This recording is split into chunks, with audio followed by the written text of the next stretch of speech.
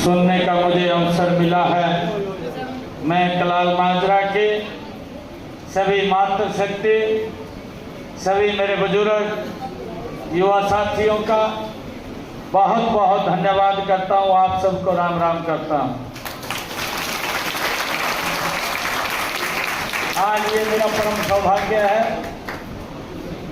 कि आज मन की बात ये बूथ नंबर 195 पर मुझे सुनने का अवसर मिला है।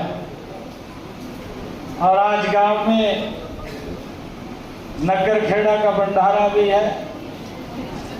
मैं नगर खेड़ा को भी आज प्रणाम करता हूं। आप सबको बहुत बहुत बधाई देता हूं, शुभकामनाएं देता हूं। मित्रों, देश के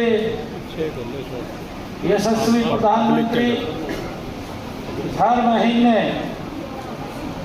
अंतिम रविवार को देश के लोगों के साथ जुड़कर करोड़ों लोग उस दिन आदरणीय मोदी जी की मन की बात के साथ जुड़ करके इन कार्यक्रमों को देखते हैं, सुनते हैं।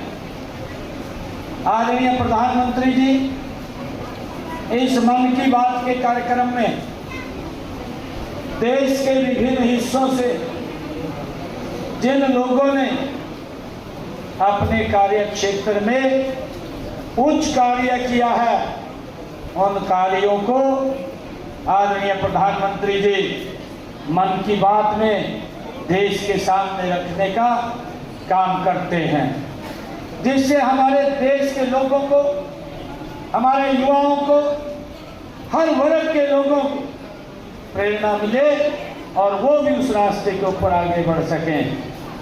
मुझे खुशी है कि आज खेल दिवस है। खेल दिवस के अवसर पर आज मेजर ध्यानचंद जी, आज उनकी जयंती है। पूरा देश मेजर ध्यानचंद जी की जयंती को खेल दिवस के रूप में मना रहा है, क्योंकि मेजर ध्यानचंद जी जिन्होंने 3 गोल्ड मेडल वो जीतने का काम 1933 के करीब उन्होंने किया था। और उसके बाद हम देख रहे हैं मेजर ध्यानचंद जी उनको राष्ट्रीय खेल दिवस के रूप में उनके जन्मदिन को मनाते हैं।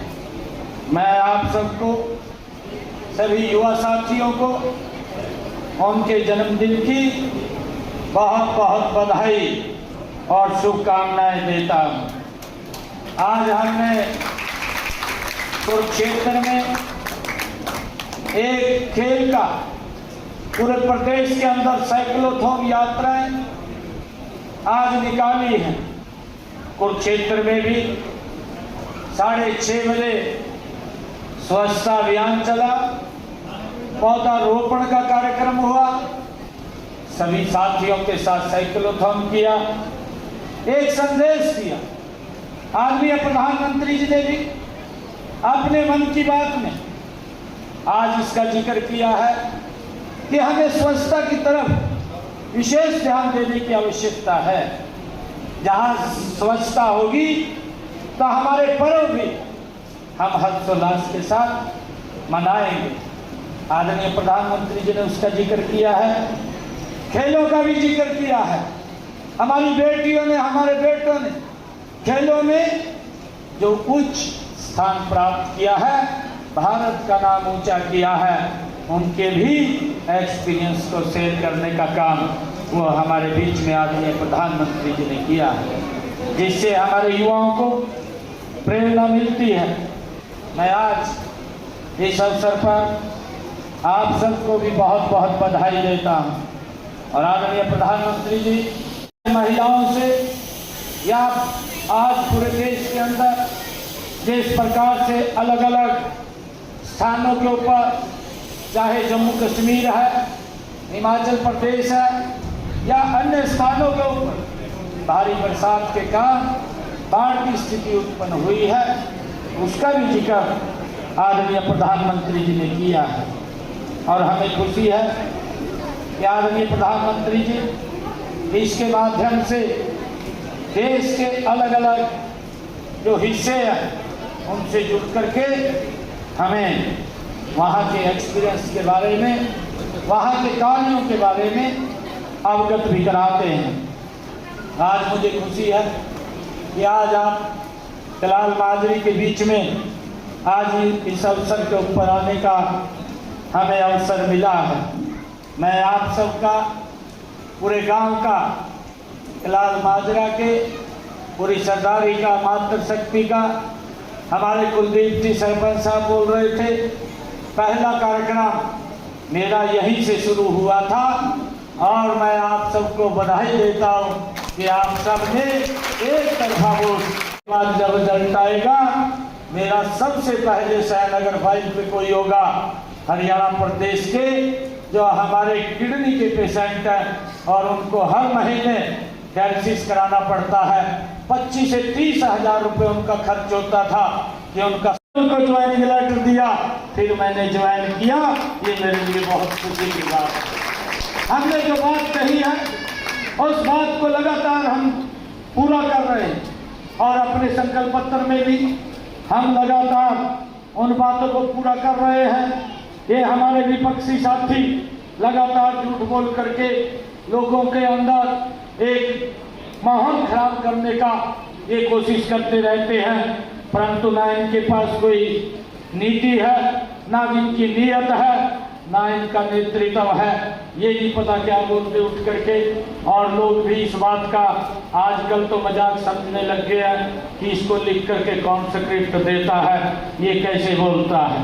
पहले तो ये जब चुनाव आते थे, रिजल्ट आते थे, ये ईवीएम को कोसने का काम ये कांग्रेस के लोग करते थे। राहुल गांधी वो स्क्रिप्ट लिख करके दे देता था, इसके कुछ और चमचे जो लगातार उसका दुष्प्रचार करते रहते थे, ईवीएम के बारे में कहते थे।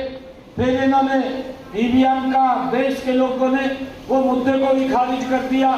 फिर इन्होंने दूसरा मुद्दा उठाया, ये राहुल बाबा डॉक्टर भीमराव अंबेडकर जी के उस पवित्र संविधान को लेकर के ये पूरे देश में घूमना शुरू हो गया और कहने लगा अगर मोदी जी तीसरी बार प्रधानमंत्री बन गए तो ये संविधान खत्म हो जाएगा। आज मैं कलाल माजरा की सरदारी के बीच में हूँ। मोदी जी ने पिछले 11 वर्षों में इस देश को डॉक्टर भीमराव अंबेडकर जी की कांग्रेस पार्टी को खतरा वो खत्म हो चुकी है। भाइयों, ये लोग दुष्प्रचार करते हैं और अब और तीसरा एजेंडा वो भी इनका खत्म हो गया। अब फिर तीसरा एजेंडा राहुल बाबा लेकर के आए, कहने लगे कि हमारी वोट चोरी होगी। अरे राहुल बाबा, वोट तो आपकी चोरी शुरू से हो गई है, आपके डीएनए में है। जब आप वोट चोरी करते थे, आज आदरणीय प्रधानमंत्री जी ने आज सरदार वल्लभ भाई पटेल के बारे में आज मन की बात में बात साझा की है। जब ये देश आजाद हुआ था उस समय जब वोट पड़े थे सरदार वल्लभ भाई पटेल को 14 वोट मिले थे और जवाहरलाल नेहरू को 1 वोट मिला था, परंतु सरदार वल्लभ भाई पटेल प्रधानमंत्री बनने से रह गए थे। 1 वोट वाला प्रधानमंत्री बन गया था। ये तो कांग्रेस के डीएनए के अंदर है, वोट को चोरी करना। भारतीय जनता पार्टी या नरेंद्र मोदी जी की सोच नहीं है। नरेंद्र मोदी जी को वोट को एक ट्रांसपेरेंसी तरीके से वोटिंग मशीन के माध्यम से भाइयों लोगों का जनमत है, उस जनमत के साथ आगे बढ़ाते हैं। भाइयों, अगर ये जो वोट चोरी का लेकर के इनके जो इस प्रकार के मुद्दे लेकर के आते हैं, इन मुद्दों से देश के लोग भी हैरान होते हैं कि ये किस प्रकार के मुद्दे लेकर के आते हैं। भाइयों, जिन मुद्दों का ना कोई सिर होता है ना पैर होता है। हमारे यहाँ के भी विपक्षी दल जब विधानसभा भी चल रही थी 4 रोज पहले ये फट्टियाँ लेकर के आ गए कि वोट चोर और इस प्रकार की बातें ये कर रहे थे। परंतु मैं ये कहना चाहता हूँ यहाँ के लोगों को भी यहाँ के हरियाणा प्रदेश के लोगों ने भारतीय जनता पार्टी नरेंद्र मोदी जी के ऊपर ये तीसरी बार नॉन स्टॉप विश्वास किया है और बहुत बड़े मैंडेट के साथ भारतीय जनता पार्टी की सरकार बनी है। अगर जहाँ वोट चोरी होते, भाई कांग्रेस के हुड्डा साहब को पूछना चाहता हूँ, तेरा बेटा क्यों जीत गया, तो वो भी नहीं जीतता था। अगर आपको इस प्रकार का वहम है भाइयों, ये ट्रांसपेरेंसी है। कई हमारी सीटें मात्र 400 वोट से रही है, कोई 700 वोट से रही है। ऐसी 10 सीटें हमारी विधानसभा की है, कोई 400 वोट, कोई 700 वोट, 2000 से कम वोटों से हमारी 10 सीटें रही है। नहीं तो भाइयों वो 10 सीटें भी आ जाती, वो भी हम पीछे नहीं रहते। परंतु किस प्रकार प्रधानमंत्री आदरणीय मोदी जी की माता जो आज परमपिता परमात्मा के चरणों में वो बैठी है, वो स्वर्ग लोक में है, उनके प्रति अभद्र टिप्पणी करना ये राहुल गांधी को ये शोभा नहीं देता। भाइयों पता नहीं कहां से इसको शिक्षा, कैसे संस्कार ये राहुल बाबा के हैं, जिस प्रकार की ये बातें इनके मन से करते हैं और ये लोग करते हैं। भाइयों इन्होंने देश के लोगों से इस अभद्र टिप्पणी के लिए माफी मांगनी चाहिए।